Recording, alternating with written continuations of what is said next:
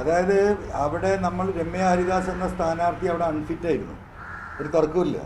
കാരണം ആളുകളത് സംസാരിച്ചുകൊണ്ടിരുന്നതാണ്. അപ്പം അത്തരത്തിലുള്ള ഒരു സ്ഥാനാർത്ഥിയെക്കാളും ഒരു മേന്മ ഉണ്ടായിരുന്ന സ്ഥാനാർത്ഥി ഉണ്ടെങ്കിൽ കുറച്ചും കൂടി വോട്ട് വരുമായിരുന്നു. പിന്നെ CPM ജയിച്ചു എന്ന് എങ്ങനെ പറയാം? ടെക്നിക്കലി പറയാം.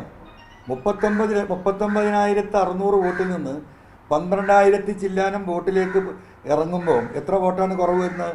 27,000 ചില്ലാനം വോട്ട് അവിടെ മൈനസാണ് CPM-ന്, LDF-ന്. അത് ആ പാർട്ടിയുടെ ഏറ്റവും വലിയ പരാജയമല്ലേ? അതുപോലെ തന്നെ സരിനെ എന്തെങ്കിലും ഉയർത്തിക്കൊണ്ടുവരാൻ സാധിച്ചോ?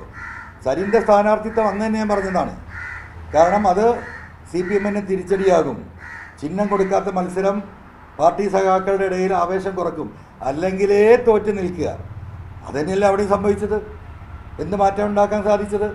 ഇത്ര വലിയ കൊട്ടിഘോഷിക്കപ്പെട്ടിട്ട് വലിയ പത്രങ്ങളിലൊക്കെ എന്താ പറയുക, ലക്ഷക്കണക്കിന് ഉറുപ്പിക കൊടുത്ത് പരസ്യം കൊടുത്തിട്ട് എന്ത് സംഭവിച്ചു? എന്തെങ്കിലും ഒരു മുന്നേറ്റം ഉണ്ടാക്കാൻ സാധിച്ചോ? അപ്പോൾ അതിൽ നിന്നൊക്കെ CPM ഇനിയും ഒരുപാട് പാഠങ്ങൾ പഠിക്കണം എന്ന് തന്നെയാണ് എനിക്ക് പറയാനുള്ളത്. അല്ല, അങ്ങനെയാണല്ലോ മനസ്സിലാക്കുന്നത്.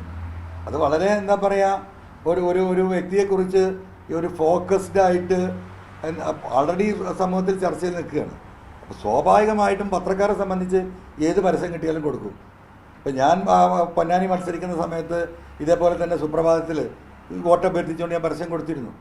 അതന്ന് വലിയ വിഷയമാക്കിയിരുന്നു ഇതേപോലെ തന്നെ. പക്ഷെ അന്നും പത്രം എടുത്ത നിലപാടെന്താണ്? പത്രം എന്ന് പറഞ്ഞാൽ വേറെയാണ്. അവർക്ക് ഈ പരസ്യം കിട്ടിയിട്ടേ അവർക്ക് മുന്നോട്ട് പോകാൻ സാധിക്കുള്ളൂ. സുപ്രഭാതത്തിനെ സംബന്ധിച്ചും സിറാജിനെ സംബന്ധിച്ചൊക്കെ വളരെ അപൂർവമായി കിട്ടുന്ന വലിയ പരസ്യങ്ങൾ അവർ സ്വീകരിച്ചേ പറ്റൂ ആ സംവിധാനം മുന്നോട്ട് കൊണ്ടുപോകാൻ. അതുകൊണ്ട് പത്രക്കാരെ അല്ല അതിന് കുറ്റം പറയുന്നുണ്ട്, അതിനാണല്ലോ അവരിയ്ക്കുന്നത്. പക്ഷേ ആ കൊടുത്ത രീതിയെ നേരെ നെഗറ്റീവായിട്ട് എടുത്തു. അതാണ് ഞാൻ പറയുന്നത്. പൊളിറ്റിക്സ് അനലൈസ് ചെയ്തുകൊണ്ട് കൃത്യമായി രാഷ്ട്രീയം അനലൈസ് ചെയ്യാനുള്ള ശേഷിയുള്ളവർ ഇന്ന് CPM ലീഡർഷിപ്പിൽ പാടെ കുറഞ്ഞിരിക്കുന്നു. അതുകൊണ്ടാണ് സരിൻ അവിടെ സ്ഥാനാർത്ഥിയായി ചിഹ്നമില്ലാതെ മത്സരിക്കേണ്ടി വന്നത്. അതുകൊണ്ടാണ് ഈ ചേലക്കരയിൽ ഈ വലിയ തോൽവി സംഭവിച്ചത്. അതുകൊണ്ടാണ് 1.5 ലക്ഷം വോട്ടിലേക്ക് ഇവിടുത്തെ ഇടതുപക്ഷ സ്ഥാനാർത്ഥി വയനാട്ടിൽ നിന്ന് എന്താ പറയുക ആ അവസ്ഥയിലേക്കായത്.